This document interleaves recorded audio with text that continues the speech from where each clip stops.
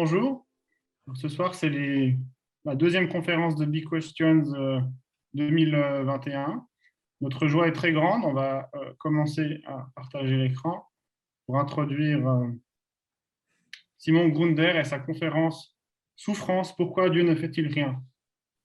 Alors, que sont les Big Questions? Les Big Questions sont des événements. Cette année, c'est aussi des vidéos qui ont pour but de parler de la foi chrétienne et surtout de poser de grandes questions en lien avec elle et chercher d'y répondre de différentes manières. Ma joie est grande, en grande partie parce que je suis étudiant en lettres et parce que je suis étudiant en lettres à Lausanne et que Simon Grunder est un ex-étudiant en lettres de philosophie et d'espagnol à la fac de lettres de Lausanne. Et donc, voilà. Et puis, notre chance est grande aussi parce que Simon Grunder est un pilier fondateur de ce qui était autrefois les JB Days, hein, avec cette manie de parler anglais, et qui s'appelle aujourd'hui Big Questions, n'est-ce pas? Donc, cette conférence qu'il a changé, mais il l'a déjà donnée il y a de nombreuses années lors de la toute première édition lausannoise des JB Days. Et donc, voilà. Donc, Simon Grunder a étudié l'espagnol et la philosophie, je l'ai dit, et il travaille dans la communication publique. Comment nous contacter? On a un compte Instagram, un compte Facebook, et surtout, je vous recommande notre chaîne YouTube qui s'appelle Big Questions Lemans. C'est très facile à trouver sur YouTube. Et puis, il y a plusieurs témoignages de chrétiens qui parlent de la manière dont Dieu a transformé leur vie. Voilà, donc je me tais et je cède la parole à Simon. Merci beaucoup. Souffrance, pourquoi Dieu ne fait-il rien? Je me suis posé cette question la première fois quand Kerstin, qu'on voit ici sur cette photo, elle est morte. C'était une fille pleine de vie. Elle était très très jeune. C'était la meilleure amie de ma sœur et elle est décédée à 19 ans. Et en fait, elle souffrait d'une maladie qui était génétiquement transmise. Et cette question, souffrance, pourquoi Dieu ne fait-il rien? Cette question, elle a été soulevée à travers cette situation en fait. Et elle-même, en fait, elle s'est posé cette question, Dieu, pourquoi tu m'as donné une naissance et tu m'as fait naître finalement dans un corps qui était malade dès le départ et finalement ça a raccourci la vie considérablement en fait. Donc souffrance, pourquoi Dieu ne fait-il rien? C'est un cri que beaucoup de gens poussent et dans leur cœur en fait. Et la souffrance et la mort sont des réalités inévitables. Woody Allen, une fois, il a dit, j'ai pas peur de la mort, j'aimerais juste pas être là quand ça m'arrive en fait.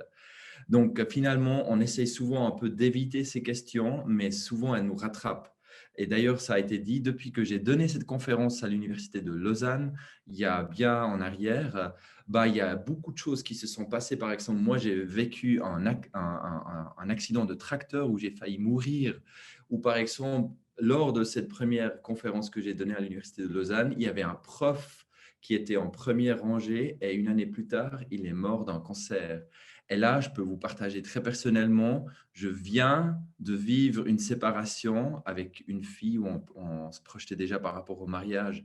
Donc, c'est assez drôle dans le sens un peu humoristique que souvent, quand je parle de ce sujet, souffrance, pourquoi Dieu ne fait-il rien, finalement, je passe par des moments de souffrance avant aussi. Quand la souffrance nous rattrape, nous nous posons plein de questions. Nous sommes déçus d'un ami, nous sommes justement brisés dans le cœur par une rupture, nous sommes harcelés à la place de travail ou nous sommes encore détruits par une maladie comme Kerstin l'a été. Et quand la souffrance nous rattrape, nous nous posons naturellement et rapidement trois questions. Pourquoi? Pourquoi moi? Et pourquoi, si Dieu existe, ne fait-il rien contre la souffrance? Et j'ai bien conscience, en fait, que dans cette salle, il y a peut-être même maintenant des personnes qui souffrent ou même des personnes qui passent par des moments de tourment intérieur ou par des maladies. Et j'ai aucunement la prétention aujourd'hui de fournir une réponse toute faite. D'ailleurs, le livre biblique qui parle extrêmement beaucoup de la souffrance, c'est Job, c'est un homme qui perd tout et qui se fait après entourer par ses amis. Et quand il voit la souffrance colossale qu'il est en train de subir, en fait, il se taise pendant 7 jours. Donc, souvent, on n'a pas de réponse et j'ai aucunement la prétention de vous donner une réponse. Il n'y a pas de réponse aux questions pourquoi cette maladie, pourquoi cet accident, pourquoi l'enfant innocent doit-il mourir. J'ai aucunement donc la volonté de fournir une réponse toute faite parce que ça pourrait encore créer plus de souffrance. Quand on souffre et on donne des explications comme ça toutes faites, souvent ça agrandit et ça amplifie la souffrance. La perspective judéo-chrétienne à laquelle je crois donne pas une réponse toute faite à la souffrance, mais donne une nouvelle perspective par rapport à la souffrance. Et c'est ce que je propose de faire dans cette demi-heure qui me reste. Mais avant de nous dédier à cette perspective, qu'en est-il de la souffrance si Dieu n'existe pas? Si Dieu n'existe pas, l'univers tel qu'on le voit ici est l'ultime réalité que nous avons. Dawkins, c'est un fameux athée là qu'on va citer. Il décrit la perspective sans Dieu ainsi. Il dit, dans un univers fait de forces physiques aveugles et de réplication génétique, certaines personnes vont souffrir, d'autres vont avoir de la chance et on ne trouvera aucune raison ou justice à cela. L'univers que nous observons a exactement les propriétés attendues d'un monde dont l'origine n'a ni dessein, ni but, ni mal, ni bien. Rien d'autre qu'une indifférence impitoyable et aveugle. L'ADN ne sait pas, ne se soucie pas, l'ADN existe seulement et nous dansons en rythme de sa musique. Dans l'univers tel qu'il est décrit par Dawkins, justement dans le passé, il n'y a pas vraiment une intention derrière ce monde. Le monde, c'est un accident et finalement la souffrance qui va avec, c'en est aussi un. Il n'y a pas dans le présent ni du sens ni de la cohérence. Ce qu'on vit, c'est une accumulation de choses incohérentes. Et il n'y a ni dans le futur un espoir d'un monde meilleur, d'un monde sans souffrance, sans mort. Donc c'est un monde tout à fait normal où la souffrance et la mort sont des réalités désagréables, certes, mais on ne peut pas les éviter. Notre sentiment de colère, d'incompréhension et de rébellion contre la souffrance est finalement peu fondé. On peut s'insurger et on peut dire, voilà, c'est pas juste, mais on doit s'y faire selon Dawkins. L'univers, comme Dawkins dit, il est indifférent face à la souffrance, froid face à la douleur. Mais peu de gens, en fait, dans cette salle ou dans cette réunion Zoom, souscrivent à une vision si froide et finalement si indifférente du monde face à notre souffrance. Et on peut même poser la question à Dawkins, l'écolier qui triche, le mari qui trompe sa femme, ou encore le terroriste qui décapite sa victime, est-ce qu'ils ne font que exécuter leur génétique? Est-ce qu'ils ne dansent seulement selon le rythme de leur ADN? Est-ce que c'est si fataliste le monde? On n'a pas le choix. Comme je l'ai dit, beaucoup de monde souscrit pas à cette vision si fataliste, mais Dawkins ne fait que pousser le raisonnement d'un monde sans Dieu jusqu'au bout. Un monde de souffrance sans Dieu paraît encore plus cruel et fataliste. Ça, c'est un comédien, Owen Benjamin, et récemment, suite à un vol qu'il a lui-même, donc il a pris l'avion, pas un vol, hein, il a pris l'avion, il a posé la question, où est-ce qu'il y a un endroit dans ce monde où il y a des gens où il n'y a aucune personne qui croit en Dieu, en fait? Où est-ce qu'il posait la question, est-ce qu'il y a vraiment des gens qui ne croient pas en Dieu? Et il disait justement, l'endroit, c'est le ciel. Et maintenant, vous allez me dire, ah oui, le ciel, c'est là l'endroit où se réunissent justement les gens qui ont cru en Dieu pendant l'existence terrestre. Mais ce n'est pas ce qu'il voulait dire, ce n'est pas ce qu'il voulait transmettre. En fait, lui, il se référait justement à son expérience dans l'avion et il passait par beaucoup de turbulences. Et justement, il disait que pendant ce moment de turbulence, tous les athées, en une seconde, en un instant, se transforment en des gens croyants. Et ce n'est pas à cause de la proximité avec le ciel, c'est à cause du rendez-vous imminent avec la mort. Quand on est confronté à la mort, par exemple, dans des turbulences dans l'avion, tout d'un coup, on passe de l'indifférence à l'égard de Dieu à l'accusation. Est-ce que nous tous ne fonctionnons pas comme ça, en fait? Nous pensons à Dieu seulement dans la souffrance et la mort. Le soldat qui prie avant de partir à la guerre, justement le passager dans l'avion qui prie, ou l'alpiniste qui est sur le point de tomber dans une chute, il prie. Ou encore The Script, un groupe anglais qui chantait « Je prie un Dieu auquel je ne crois pas ». En une seconde, en un instant, en un moment, nous passons de l'indifférence à l'accusation face à Dieu. Nous accusons un Dieu auquel nous ne croyons pas, et cette ironie, elle est particulièrement visible dans le prochain slide, dialogue là. C'est cette fameuse série de Dr House. Dr House qui est un médecin très compétent, mais en même temps très cynique. Et là, c'est un dialogue entre lui et une patiente dans le lit. Et en fait, elle lui dit, You cannot be angry with God and not believe in him at the same time. No one can, not even you, Dr House. Donc, elle lui dit, vous ne pouvez pas être en colère avec Dieu et en même temps ne pas croire en lui. Personne ne peut le faire, même pas vous, Dr House. Et c'est ça, en fait. C'est ça l'ironie, en fait. On ne croit pas en Dieu et au moment où on souffre, on passe à l'accusation. Et pourquoi? On peut se poser la question, pourquoi est-ce que nous réagissons comme ça? Peut-être nous disons intérieurement, si Dieu est vraiment créateur de toutes choses, parce qu'il est créateur, il doit être tenu responsable de ce qu'il a créé, ce chaos. Stendhal, l'écrivain français, disait le seul prétexte ou la seule excuse que Dieu a face à la souffrance humaine, c'est sa non-existence. Mais si Dieu existe, il est sans force et puissance, peut-être vous dites, parce qu'il ne fait rien. Ou pire encore, il pourrait faire quelque chose, mais il est un sadique qui prend plaisir à voir les gens souffrir.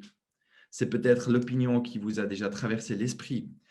Et C.S. Lewis, là on passe au prochain slide, C.S. Lewis, l'auteur de Narnia, qui est très très connu, même jusqu'à aujourd'hui, il luttait énormément avec ces questions. Donc lui, pendant longtemps comme Dawkins, il était aussi athée, et il était notamment athée en vertu de la souffrance qu'il y a dans ce monde. Et il luttait avec ces questions, et c'est comme ça on peut décrire sa lutte intérieure. Là il l'a décrit lui-même. Si Dieu était bon, il souhaiterait rendre ses créatures parfaitement heureuses. Et si Dieu était tout-puissant, il pourrait accomplir ce qu'il souhaite. Et là, c'est le conflit, le dilemme. Or, les créatures, les humains, ne sont pas heureuses. Donc, Dieu est dépourvu soit de bonté, soit de puissance, soit des deux. Donc, C.S. Lewis, là, il se base sur des réflexions très anciennes, sur des questions très anciennes qui font écho à travers l'histoire. Et il se base sur 3 affirmations bibliques qui sont centrales et qu'on va parcourir là ensemble. Souffrance, pourquoi Dieu ne fait-il rien? Et j'aimerais maintenant aborder cette question de la souffrance à travers cette nouvelle perspective qui est celle, la perspective judéo-chrétienne. Si Dieu existe, c'est ces 3 affirmations. Dieu est bon et juste. Tu peux... Dieu est tout-puissant, la souffrance et la mort sont mauvais. Donc ça, c'est ces 3 affirmations auxquelles C.S. Lewis se réfère. Le drame de l'humanité, il commence très très bien. Vous vous rappelez peut-être, c'est l'histoire de Adam et Ève, l'arbre de la vie. Tout commence très très bien. Et après, on passe au prochain. Là en fait, on est dans les micros. Donc là, on a vu l'arbre de vie, en fait, et l'arbre de la connaissance du bien et du mal. On perd la vie, on perd l'arbre de la vie et on le retrouve tout à la fin. Tu peux, voilà. Et au milieu de ce drame de l'humanité, il y a l'arbre de la mort symbolisé par la croix, en fait. Donc, il y a un bon début, il y a la fin, l'arbre de vie qui représente, et au milieu de la mort. Et chaque arbre symbolise un moment important, crucial dans le drame et reprend l'une de ces 3 questions. Est-ce que Dieu est bon et juste? C'est voilà. C'est l'arbre de la connaissance du bien et du mal qui répond. Et après la deuxième question. Est-ce que Dieu est tout-puissant? C'est l'arbre de la vie qui y répond en fait. Et est-ce que la souffrance et la mort sont mauvais? C'est l'arbre de la mort qui y répond. Donc, toutes ces 3 arbres vont constituer le narratif ou la perspective qu'on va présenter là maintenant et qui donne finalement une perspective nouvelle sur la souffrance. Et on passe au premier arbre. On voit ici un iPhone et là, je viens de le casser. Vous voyez les rayures, vous voyez les cicatrices. Cet iPhone, il a beaucoup, beaucoup souffert. Et maintenant, je vous pose la question. L'iPhone, il est cassé. Je peux aller vers l'ingénieur et il me posera une question assez rapidement. Pourquoi est-ce qu'il est cassé?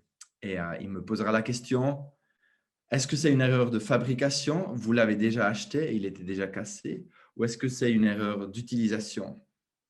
Et par rapport à ce monde qu'on voit avec plein de souffrances, on doit se poser la question est-ce que le monde a été conçu mal? Donc, est-ce que c'est une erreur de fabrication? Ou est-ce qu'il y a quelque chose qui a mal tourné? Il y a eu une erreur d'utilisation de ce monde en route? Et cette question-là, elle est posée, cette question-là, elle est symbolisée par cet iPhone. Et on voit assez bien, à côté des rayures, on voit une pomme croquée sur cet iPhone, cette pomme croquée. Et ça nous amène au premier arbre, à l'arbre de la connaissance du bien et du mal. Et cet arbre répond à la question, est-ce que Dieu est bon et juste? Il répond avec un oui colossal et énorme. Non seulement Dieu est juste et bon, mais toute la création est bonne. Nature, plantes, animaux, nourriture, relations, sexualité. Tout est splendide. Dieu crée un entourage paradisiaque. Il place l'humanité dedans, comme on l'a entendu, Adam et Ève, qui représentent finalement comme archétype l'humanité, et l'humanité peut tout faire sans manger la pomme, sans croquer la pomme. Maintenant, vous vous dites peut-être intérieurement, Adam et Ève, deux humains nus dans la présence de Dieu, dans le jardin d'Éden, c'est pas un peu une histoire pour les enfants, une histoire nulle, une histoire pour les crédules? Et c'est vrai, souvent il y a des caricatures par rapport à cette histoire. On dit que Dieu aurait créé un événement ou justement un entourage époustouflant, et en fait, il vient après comme rabat-joie pour casser la fête. Il leur donne des fruits succulents, il leur donne un entourage époustouflant et il leur donne tout de suite une interdiction. Mais imaginez-vous maintenant que je me balade sur le campus à l'université de Lausanne, justement avec cette copine avec qui on vient de se séparer, supposons que je suis encore avec elle, et on se balade, on est tout content, il fait beau, on est heureux dans le cœur, dans l'âme et dans le corps. Et à un moment donné, le moment est venu pour lui poser cette question qui change tout. Et en fait, je me mets à genoux, mais je ne me mets pas juste à genoux. Je sors aussi un pistolet et je lui mets le pistolet ici. Et après, je lui pose la question, est-ce que tu veux me marier? Bien sûr, dans cette situation-là, rien que par un instinct de survie, elle serait obligée de dire oui parce que j'ai finalement fait cette proposition de mariage avec une menace annexe. Et ça, c'est des sœurs jumelles assez toxiques. Et on rit et on se pose maintenant la question pourquoi je suis encore célibataire ou pourquoi je le suis de nouveau. D'ailleurs, ce n'est pas la raison. Et la liberté, donc, toute relation se construit avec un ingrédient important, c'est la liberté. Dans l'amour, il faut la liberté. Les enfants sont libres à désobéir. Les couples sont libres de se séparer. Et finalement, l'humanité est libre à l'égard de Dieu. Dieu, dès le départ, il n'impose pas son amour, mais il nous dote d'une liberté extrême. Il nous dote de cette liberté de le rejeter, de le mépriser, de ne pas le choisir, de ne pas lui faire confiance, de ne pas être en relation avec lui. Parce que dès le départ, Dieu a créé une humanité libre et pas des robots. Et pour parler de réelle liberté, il faut aussi un réel choix. Et ce choix, il est symbolisé par cet iPhone et par la pomme croquée. Et voilà, maintenant, on peut de nouveau tomber dans la caricature, mais ok, Simon, c'est un péché gourmand là qu'ils ont commis. Ils ont croqué une pomme. Finalement, c'est pas si grave, non?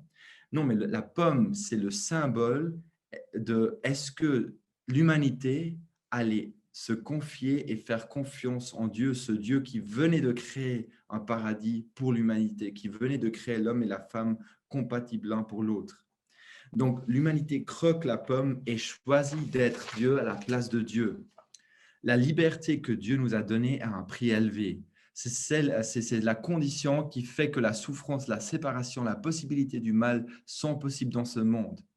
Comme des enfants rebelles, nous claquons la porte à Dieu. Nous saisissons l'indépendance de Dieu et comme les Américains, nous signons une déclaration d'indépendance à l'égard de Dieu. La relation se brise, non seulement celle de Dieu et l'humanité, mais celle au sein des humains. Il y a plus de confiance, on vit le grand divorce et on vit une spirale destructive qui commence. Et c'est seulement à ce moment-là, c'est seulement après cette pomme croquée, après l'iPhone cassé, que la mort et la souffrance dont Woody Allen parlait s'introduisent dans ce monde comme des voleurs cosmiques. Notre premier arbre de la connaissance du bien et du mal nous rend attentifs à deux réalités. Dieu est bon et toute la création est merveilleusement bonne. Et la souffrance et la mort ne font pas partie de ce monde initial, mais ils s'introduisent comme des voleurs et introduisent suite à l'aliénation de l'humanité de Dieu, en fait. C'est suite à ce choix de l'indépendance, c'est suite à ce choix de divorce, c'est suite à cette séparation qu'on perd le paradis. Et dès ce moment, l'humanité tombe dans une nostalgie du paradis. Et cette nostalgie, elle est décrite par le psychologue Oliver Sacks de la façon suivante. Nous avons tous ce sentiment intuitif d'avoir été entiers et bien, en parfait unisson avec les fondations de notre être, et que nous avons perdu cet état primitif heureux et innocent. Nous possédions quelque chose d'une beauté et d'une valeur infinie, et nous l'avons perdu. Ainsi, nous passons l'entier de nos vies à chercher ce que nous avons perdu. Donc, le paradis perdu, Paradise Lost, comme Milton l'a décrit, ça nous pousse dans une quête qui ne cesse pas, dans une quête qui ne s'arrête pas, qui ne termine pas, de retrouver ce paradis perdu, le paradis récupéré en fait. Cette soif du paradis perdu nous amène directement au troisième arbre qui se trouve tout à la fin de l'histoire de l'humanité. Et ce troisième arbre, c'est l'arbre de la vie. Il symbolise, il est là dès le départ et on le perd et on le retrouve à la fin. Et il symbolise la paix, il symbolise la restauration, il symbolise la nouvelle vie, la vie éternelle dans la présence de Dieu. Comme c'est marqué dans le dernier livre du canon biblique, au milieu de la place. Donc, c'est vraiment cette vision d'une restauration entière de ce monde. Au milieu de la place de la ville et entre les deux bras du fleuve se trouvait l'arbre de vie qui produit 12 récoltes, donc tous les mois. Il donne son fruit chaque mois et ses feuilles servent à la guérison des nations. Et à notre deuxième question, est-ce que Dieu est tout-puissant? L'arbre de la vie, il y répond avec un oui colossal de nouveau. Dieu est tout-puissant et il a le pouvoir. Et là, c'est marqué aussi dans le même livre par rapport à l'arbre de la vie. Dieu essuiera toute larme de leurs yeux. La mort ne sera plus et il n'y aura plus ni deuil, ni cri, ni douleur, car ce qui existait avant a disparu. Un monde complètement restauré, un monde complètement remis, un monde sans souffrance. Un monde sans souffrance et mort, un paradis récupéré et retrouvé, ça sonne bien et joli, mais si je vous raconte l'histoire de John Milton, donc John Milton, c'était ce poète anglais, il a écrit 2 livres, un sur le paradis perdu, il s'est vendu énormément bien, et il en a écrit un deuxième qui s'appelait Paradis restauré, et il ne s'est pas vendu très très bien. Et ça montre finalement que nous, comme humanité, comme humains, on a de la peine à croire. C'est une conception romantique, Simon, vous dites peut-être, ou c'est un conte de fées pour des enfants. Voilà, on raconte aux enfants quand on les met au lit, ah, tout sera bien, mais en fait, tout est en désordre, tout est chaotique. C'est comme les psychologues le disent, c'est du wishful thinking, c'est une projection d'un désir intérieur. Ou même certains disent c'est une béquille psychologique pour les faibles, pour les crédules. Ou même c'est une invention de l'Église pour apaiser les foules, pour apaiser les moutons qui réfléchissent pas par eux-mêmes. Karl Marx n'a-t-il pas raison quand il dit « La religion, c'est une drogue pour manipuler les masses, c'est un opium collectif », c'est ce qu'il semblait dire. Ce qui est assez marrant, un auteur qui vient de la même région, plus ou moins que Karl Marx, Czesław Miłosz, il est polonais, lui, il n'est pas d'accord et il se contrapositionne par rapport à Marx. Il dit « Le véritable opium du peuple est de croire au néant après la mort. » À l'immense soulagement que l'on éprouve en pensant que notre trahison, notre cupidité, notre lâcheté, nos meurtres ne seront pas jugés. Ça, c'est intéressant là ce qu'il dit. Et c'est surtout, ça nous rappelle en fait, l'arbre de la vie, il nous rappelle 2 choses. Dieu, il restaure. Mais l'arbre de vie symbolise aussi le jugement, la justice. Dieu jugera le mal, toutes les injustices, toutes les tromperies. Parce que beaucoup de souffrance dans ce monde est causée par l'humanité elle-même et subie par l'humanité elle-même. On le sait tous de notre passé, on le sait tous de notre présent, qu'on a déjà causé de la souffrance aux autres. Est-ce que Dieu est tout-puissant? Oui, il guérit, mais il amène aussi de la justice.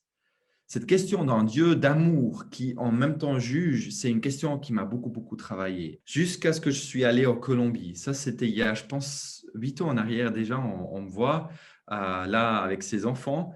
Et en fait, c'était un travail juste précieux parce qu'on travaillait avec les enfants de la rue.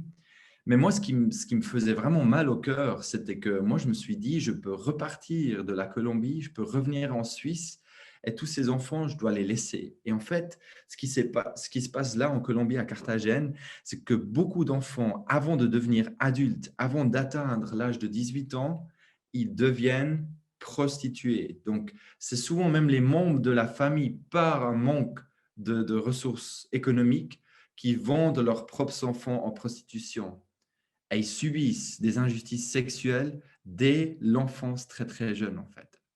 Et cette question donc d'un Dieu qui aime et en même temps qui juge m'a beaucoup beaucoup beaucoup tracassé jusqu'au moment où je me suis rendu en Colombie et je me suis dit quel sera le réconfort de ces enfants, quelle sera la perspective de cet enfant si jeunes ils subissent déjà autant d'injustices en fait.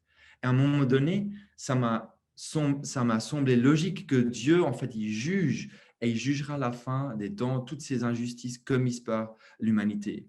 C'est d'ailleurs les mêmes réflexions après que j'ai retrouvées dans un livre, on peut passer au slide, de Miroslav Volf, qui a lui-même vécu la terreur du génocide aussi en Europe de l'Est. Et là, il dit, si Dieu n'était pas en colère contre l'injustice et la tromperie, et s'il ne mettait pas un terme définitif à la violence, il ne serait pas digne de louange, donc il ne serait pas digne de notre admiration et de notre affection et loyauté. Et pour Wolf, c'est clair en fait. Si Dieu ne juge pas, ah ben, on sera toujours dans une violence en fait. C'est seulement Dieu qui peut arrêter ce cycle de violence en fait. Et Wolf disait pour vivre réellement la non-violence dans ce monde, il faut déléguer la violence à Dieu, il faut déléguer le jugement à Dieu, il faut déléguer la justice à Dieu. Seulement si nous avons une confiance en un Dieu d'amour qui juge en même temps, c'est seulement à ce moment-là que nous pouvons réellement vivre le pardon, réellement vivre la non-rétaliation, la non-vengeance. Et on revient encore une fois sur la Colombie. Ça, c'est je pense, le troisième jour, le moment où je suis arrivé. Vous voyez là, c'est une vidéo, mais là, vous voyez juste la photo. On voit la police qui vient escorter un homme. Cet homme-là, en fait, c'était un voleur. Donc, il venait de voler un sac à main à une femme âgée. Et toute la foule s'est créée en très peu de secondes. Et cette foule voulait mettre à mort l'homme qui venait de voler un sac. Là, vous dites, mais c'est super dur. Mais qu'est-ce qui se passe en Colombie? Les gens, ils ont perdu la confiance en la police parce que la police est corrompue.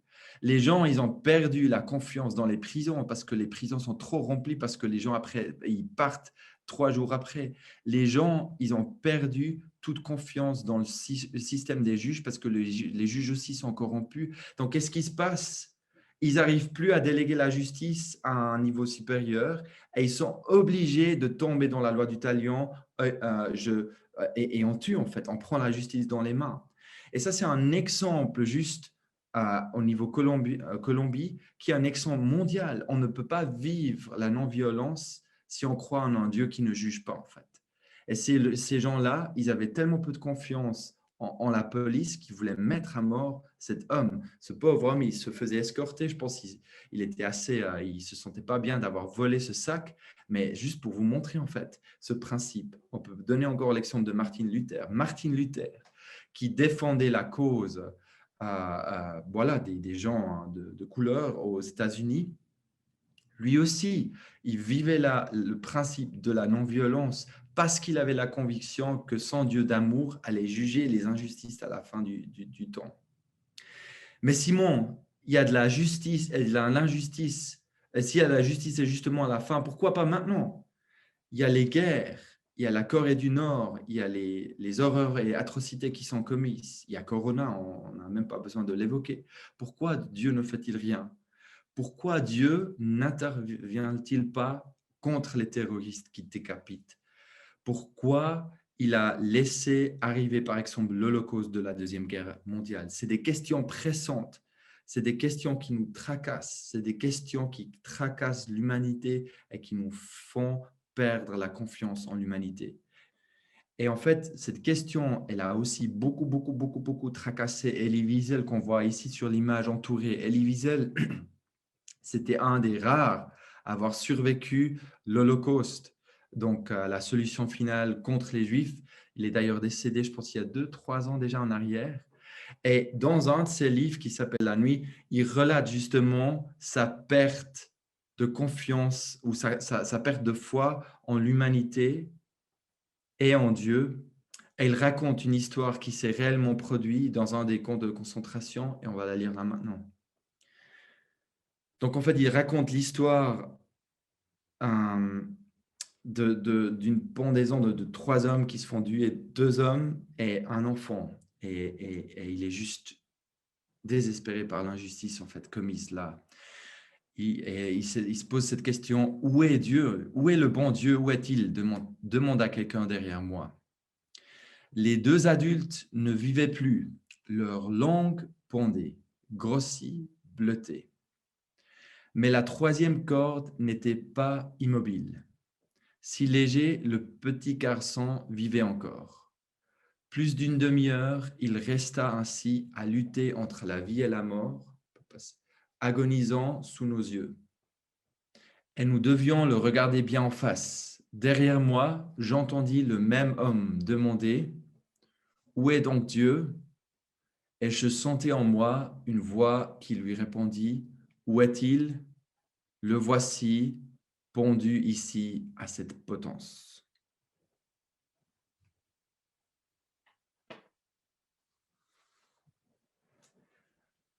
Dieu est mort dans cette histoire pour Elie Wiesel, symbolisé par l'image de l'innocence, l'enfant qui meurt. Dieu est mort, il meurt comme un enfant, il ne peut pas aider. Et Wiesel, là, il décrit une scène qu'il a réellement vécue pendant la Deuxième Guerre mondiale. Et bien sûr, c'est une scène très spécifique et très concrète, mais si je lis cette scène, elle me rappelle une autre scène qui s'est produite aussi réellement au cours de l'histoire de l'humanité. Et c'est cette même conviction que Dieu meurt à une potence, à savoir la croix de Jésus-Christ. Dieu meurt, ça c'est l'affirmation centrale du christianisme, ce qui nous amène à l'arbre de la mort qui est au milieu de l'histoire de l'humanité. Notre 3e question, est-ce que la mort et la souffrance sont mauvais? L'arbre de la mort, il répond clairement oui. Pour les penseurs, c'est clair. Dieu souffre avec en Jésus. Dieu est méprisé, délaissé, trahi. À la croix, Dieu n'est pas indifférent à notre souffrance. Il n'est pas sourd à notre souffrance. Notre aliénation, notre séparation, notre indépendance qu'on a pris de Dieu, elle est prise à la croix. C'est finalement les cicatrices divines, donc Jésus qui meurt à la croix, qui peuvent guérir nos cicatrices humaines. Jésus prend en charge notre aliénation, notre souffrance et mort, ces intrus dans le monde. Et vous vous dites peut-être, ok, Dieu, il a souffert avec nous, il s'est identifié à la condition humaine en Jésus-Christ, il a souffert avec nous, il a vécu tout ce qu'on a, mais pourquoi pas une fin? Pourquoi toujours autant d'atrocités? Pourquoi cette mise à mort de Jésus-Christ à la croix n'a pas mis fin à tout cela? Si Dieu peut tout, pourrait-il pas juste enlever le mal, punir les mauvais? Mais si j'ose vous poser la question, si vous étiez Dieu, si vous vous mettiez à la place de Dieu, comment est-ce que vous feriez? Comment est-ce que vous pourriez identifier les mauvais? Et là, ça nous ramène en fait à la citation de Alexander Solzhenitsyn. Et il a décrit ce dilemme en fait. Si seulement tout était aussi facile, donc si seulement on pouvait séparer les mauvais et les bons, si seulement il y avait quelque part des gens mauvais qui commettaient des méfaits insidieusement et qu'il fallait juste les séparer du reste d'entre nous et les détruire. Mais la ligne séparant le bien du mal coupe au travers du cœur de tout être humain. Et qui serait donc prêt à détruire une partie de son propre cœur?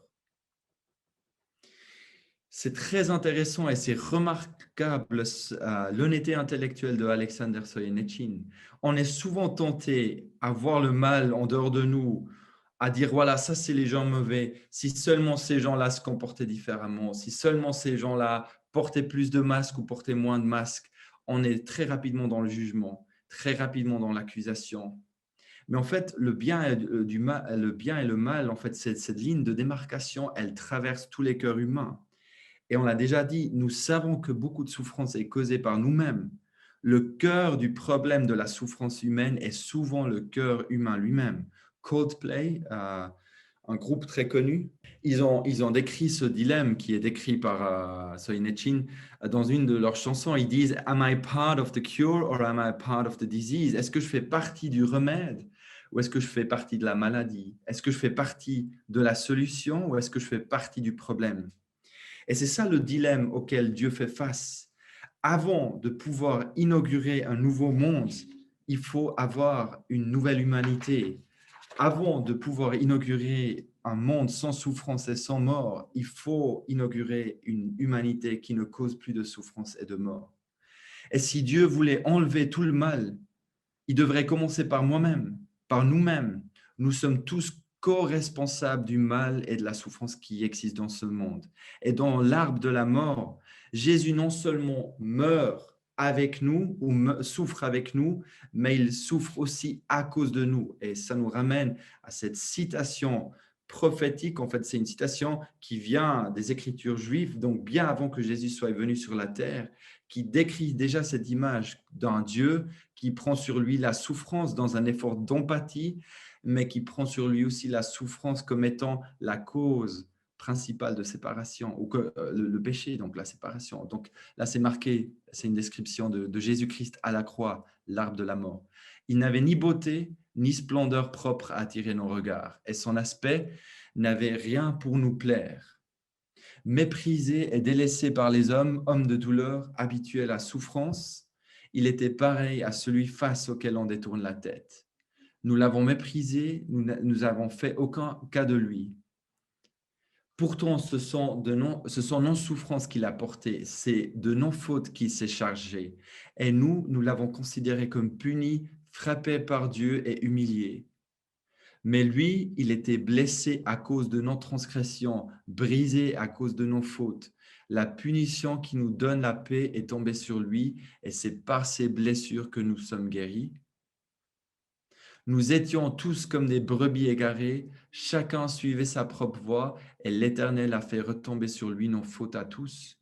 Il s'est dépouillé lui-même jusqu'à la mort et il a été compté parmi les criminels parce qu'il a porté le péché de beaucoup d'hommes et qu'il est intervenu en faveur des coupables. C'est incroyablement magnifique ce qui est écrit ici en fait. C'est ce dialogue intime des souffrances divines qui rentrent en dialogue avec les souffrances humaines. Donc à la croix, à l'arbre de la mort, il y a deux choses qui se passent. Dieu nous rejoint dans notre souffrance, dans une empathie complète, totale, parce que Dieu sait ce que s'est passé par la souffrance. Il connaît intimement toutes nos souffrances, douleurs, cicatrices et blessures. Et en même temps, il prend sur lui aussi ce qui a initialement créé toute souffrance et mort dans ce monde, à savoir notre séparation, notre aliénation de Dieu. Donc, à l'arbre de la mort, comme avec les deux autres arbres, il y a deux choses magnifiques qui se passent. Et nous arrivons gentiment à la conclusion. Nous avons vu, on peut afficher tout là. Nous avons vu donc que lentement, voilà, est-ce que Dieu est bon et juste? Et on y a répondu avec l'arbre de la connaissance du bien et du mal. Oui, tout commence splendidement avec une humanité nue dans le jardin d'Éden. Et en fait, tout commence bien. En fait, la création est bonne, le Créateur est bon, les humains sont bons. Et il y a ce moment de rupture totale où on choisit l'indépendance, en fait, et on perd, à cause de l'arbre de la connaissance du bien et du mal, on perd l'arbre de la vie, et on le retrouve à la fin. On peut passer. C'est cette deuxième question qu'on s'est posée. Est-ce que Dieu est tout-puissant? Et on y a répondu aussi affirmativement. Oui, Dieu non seulement il restaure, il donne la guérison, il donne la paix intérieure, mais aussi il restaure aussi par la justice. Il juge ce qui s'est mal passé dans ce monde. Il jugera le monde, il nous jugera tous. Et ce jugement, il est tombé, et on a le deuxième arbre au milieu. Ce jugement, il est tombé sur Jésus-Christ. Et à cette question, est-ce que la souffrance et la mort sont mauvais? L'arbre de la mort, il répond colossalement, oui, la souffrance et la mort sont des intrus. Et Jésus s'est chargé de ça, en fait, non seulement de notre souffrance, mais aussi de notre aliénation. On voit en fait que nous tous, nous nous retrouvons dans ce drame de l'humanité entre l'arbre de mort et l'arbre de vie, en fait. Et on a vu en fait que Dieu ne nous donne pas une réponse à notre souffrance, mais il nous donne Jésus-Christ lui-même comme réponse. Donc Dieu ne nous donne pas une réponse intellectuelle, mais il nous donne sa présence, il nous donne sa personne. Et en fait, c'est en Jésus-Christ que notre souffrance est comprise. C'est ce qu'on a vu en fait. Les cicatrices divines peuvent guérir les cicatrices humaines en fait. C'est dans cette identification totale que Jésus a fait à la croix. Et nous trouvons tous entre ces deux arbres. L'artiste qui a dessiné ces arbres, en fait, elle a dessiné la croix comme étant vide. C'est une croix blanche, donc c'est la croix de l'espérance, parce que finalement, Jésus est mort à la croix, mais il est ressuscité le troisième jour. Donc ça, la résurrection de Jésus-Christ, c'est la preuve historiquement ancrée que Dieu aime ce monde, aime l'humanité. Il a tout fait pour de nouveau être en communion et en relation intime avec nous. C'est ça, en fait, que Dieu a donné comme réponse à la souffrance dans ce monde. Kerstin s'est énormément posé des questions, en fait. Et 1 année et demie avant sa mort, elle s'est tournée vers Dieu. Elle a mis sa confiance en Jésus-Christ. Elle a commencé à croire et beaucoup de cicatrices intérieures psychologiquement déterminées par cette maladie génétiquement transmise ont été guéries par Jésus-Christ. Et à un moment donné, elle s'est dit, bien sûr, je souffre ici et je ne suis pas contente et je serai toujours contre cette maladie que je suis en train de vivre, mais j'ai l'assurance qu'à un moment donné, en passant par l'arbre de la mort, j'arriverai à l'arbre de la vie et Dieu essuiera toutes mes larmes. Et c'était particulièrement touchant parce qu'elle a même préparé son propre enterrement. Et lors de son enterrement, euh, bah,